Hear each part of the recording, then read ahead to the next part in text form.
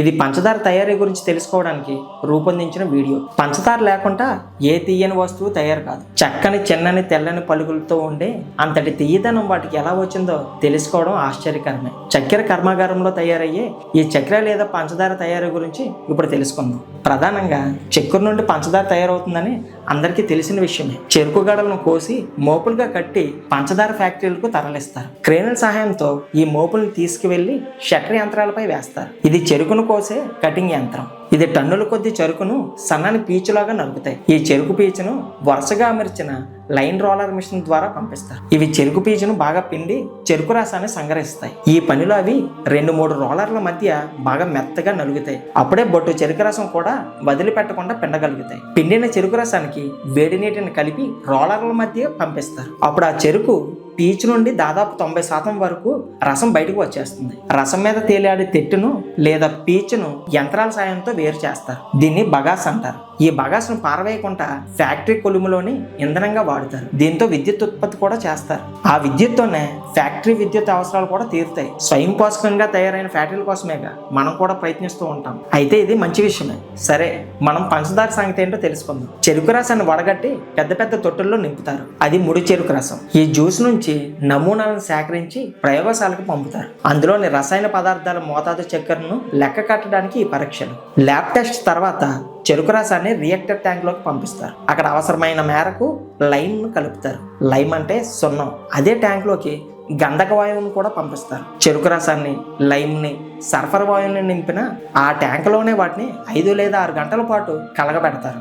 ఈ విధానంలో beaching, alkalisation ప్రక్రియలు నిర్వహించబడతాయి. ఆ తర్వాత ఈ మిశ్రమాన్ని శుద్ధి చేసే ట్యాంకుల్లోకి పంపిస్తారు. అక్కడ కొన్ని గంటల పాటు ఆ ద్రవాన్ని అలాగే వదిలేస్తారు. దాంతో మిశ్రమంలోని తొక్కంతా కిందకి దిగిపోతుంది. పచ్చని చెరుకు రసం పైకి తేలుతుంది. ఈ చెరుకు రసాన్ని ఎవాపరేట్ లోకి పంపిస్తారు. అక్కడ రసాన్ని బాగా మర్రబెడతారు. అక్కడ అది ముదురు రంగులోకి చిక్కగా మారుతుంది. ముదురు రంగులోకి మారిన ఆ చెరుకు రసాన్ని ప్రాసెసింగ్ ట్యాంక్ లోకి పంపిస్తారు. అక్కడ రసాన్ని వేడి చేస్తారు. ఆ వేడి చేసిన ద్రావంలో కొంచెం పంచదారను కలుపుతారు. అప్పుడు ఆ ద్రావణం చల్లబడుతుంది. ఈ పద్ధతిను క్రిస్టలైజేషన్ అని అంటారు. ఇది చల్లారేసరికి మొత్తం అంతా పంచదార పలుకులుగా మారుతుంది. ఆ సమయంలో కొద్ది శాంపిల్ను తీసి పరీక్షిస్తారు. ఈ పరీక్ష ద్వారా పంచదార ద్రావణం ఏ మేరకు క్రిస్టల్ గా మారుతుందో తెలుస్తుంది. చల్లబడ్డ ద్రావణంలో షుగర్ క్రిస్టల్ అనగా పంచదార, ఇంకా మొలాసిస్ అనగా బెల్లపు మడ్డి ఈ రంగు ఉంటాయి. మొలాసిస్ చూడడానికి చక్కెరలాగా ఉండే చక్కని ద్రావం, అంతే తప్ప బెల్లం మాత్రం కాదు. చల్లబడ్డ ద్రావణాన్ని వరుసగా అమర్చిన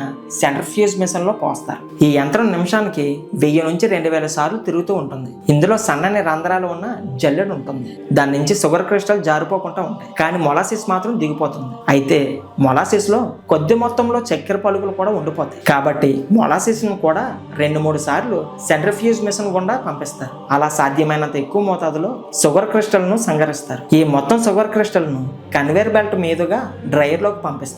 అందులో కొద్దిపాటి వేడి వాతావరణం కల్పిస్తారు. దీంతో అవి పొడిగా అవుతాయి. అప్పుడు కాస్త గోధుమ రంగు పంచదార తయారవుతుంది. అదే ముడి పంచదార లేదా రా షుగర్. అయితే ఎక్కువగా అందరూ వినియోగించే తెల్లటి పంచదార రిఫైన్డ్ షుగర్ అని పిలుస్తారు. అయితే ఇది కూడా రా షుగర్ నుండే తయారవుతుంది. ముడి చక్కెరను తెల్లగా మార్చడం కోసం డిస్టిల్ వాటర్ తో బాగా కడుగుతారు. ఆ నీటిని శాండ్ అండ్ గ్రావెల్ ఫిల్టర్ ద్వారా బాగా వడకడతారు. అది ముడి చెరుకులోని ఇసుక, సన్నటి రాళ్ళను వేరు చేస్తుంది. ఆ పిమ్మట ఆ చక్కెర నీటిని డీకలరైజేషన్ ట్యాంక్ లోకి పంపిస్తారు. అందులోనే పంచదారను తెల్లగా మారుస్తారు. ముడి చక్కెరను తెల్లని పంచదారగా మార్చే ఈ డీకలరైజేషన్ కోసం భారతదేశంలో ఎక్కువగా సల్ఫర్ డయాక్సైడ్ వాయువును ఉపయోగిస్తున్నారు. అంతేకాదు కొందరు యాక్టివేటెడ్ కార్బన్ కూడా ఉపయోగిస్తున్నారు. అయితే అమెరికా వంటి అనేక దేశాల్లో బోన్చార్ అనగా ఎముకల బొగ్గును ఉపయోగిస్తారు. ఈ ఎముకల బొగ్గును పశువుల ఎముకల నుండి తయారు చేస్తారు. కనుకనే భారత్లో డబుల్ సల్ఫేషన్ పద్ధతిలో ముడి చక్కెరను తెల్లగా మారుస్తున్నారు. అంతేకాదు ఇది చవకైనది కూడా, శాకాహార విధానం కూడా. అయితే ఈ పద్ధతిలో కొంత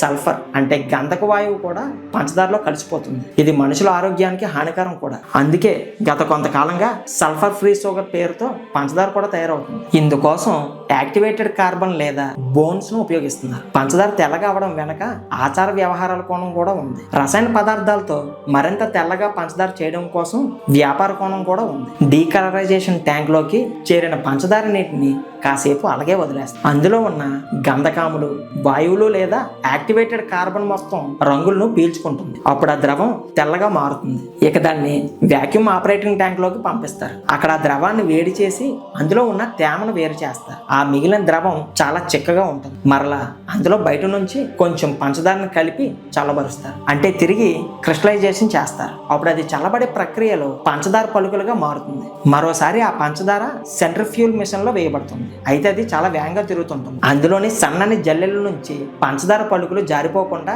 పైనే ఆగిపోతాయి. నీటి బిందువులు, మొలాసిస్ తాలూకా మిగిలిన వ్యర్థం తొలగిపోతుంది. ఇదంతా సెంట్రిఫ్యూల్ ఫోర్స్ వల్లే సాధ్యమవుతుంది. ఇక తదుపరి ప్రక్రియలో ఆ పంచదారను రొటేటింగ్ డ్రైయర్ లో పోస్తారు. అక్కడ పంచదారలో మిగిలిపోయిన తేమ కూడా ఆరిపోతుంది. అంటుకుపోయిన పంచదార పలుకులు విడిపోతాయి. పిమ్మట దాన్ని కదిలే జల్లెల ద్వారా జల్లించి స్టోరేజ్ ట్యాంక్ లో పోస్తారు. అక్కడ వేలాది టన్నుల పంచదారను నిల్వ చేసే వీలుంటుంది. అక్కడ నుంచి ఆటోమేటిక్ ఫిల్లింగ్ యంత్రాల ద్వారా సంచుల్లో నింపి సీల్ చేస్తారు. ఇక తర్వాత ఎగుమతి చేయడం మొదలవుతుంది. ఇక నుంచి మీరు పాల్లో, కాఫీలో, టీలో, పాయసం, పరమాన్నంలో జోరుగా పంచదార వేసుకునే ముందు ఇదంతా అలా జ్ఞాపకం చేసుకోండి. ఎంత శ్రమ, సమయం, ధనం ఖర్చు పెడితే ఇంట్లో డబ్బాలో పంచదార వచ్చి చేరుతుందని గుర్తుంచుకోండి. అంటే వాడుకోవద్దని కాదు, అందులో మనం వాడుతున్నది డబుల్ రిఫైన్డ్ షుగర్ కనుక తగు మాత్రంలోనే వాడుకోవడం మన ఆరోగ్యానికి చాలా మంచిది. మనకే కాదు, మన ఆర్థిక ఆరోగ్యానికి కూడా మంచిది. మరి ఈ వీడియో మీకు నచ్చినట్లయితే లైక్ చేయండి, షేర్ చేయండి. ఇప్పటివరకు మన ఛానల్ సబ్స్క్రైబ్ చేసుకున్నట్లయితే